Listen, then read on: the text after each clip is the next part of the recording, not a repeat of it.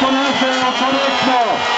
Molimo na inače koliko da se ponašaju korektno. Utakmica je bila fenomenalna. Vi ste fenomenalni, ostanite do kraja.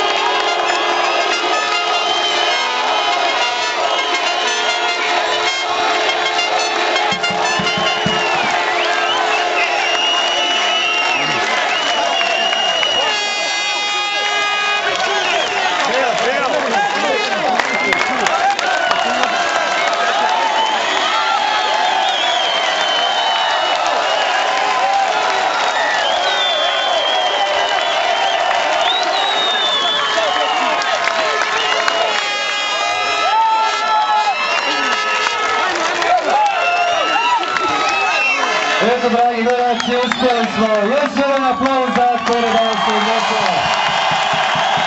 Hvala igračima Romanije za prikazani futbol ovdje, nisu se momci predali.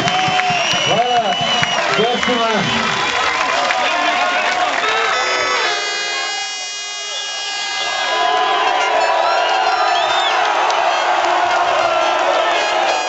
Evo, dobili ste dragu gledalci, to hvala vas.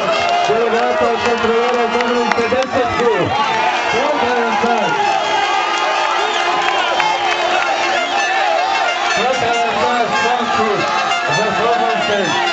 Hvala Kupošarni koja je uspjela, koja je obećala i ispunila svoje obećanje. Hvala vama, dragi gledalci koji ste došli danas da borite Hrvatski klub Podrinje. Ako vole, dođite u tolikom broju i kada budemo igrali prvu utakmicu ovdje na našem stadionu sa ekipom iz Bosanskog Novog. Eto, doživili smo san. Hvala vam svima u ime uprave, u ime Hrvatskog kluba Podrinje, u ime kompletno javljanje.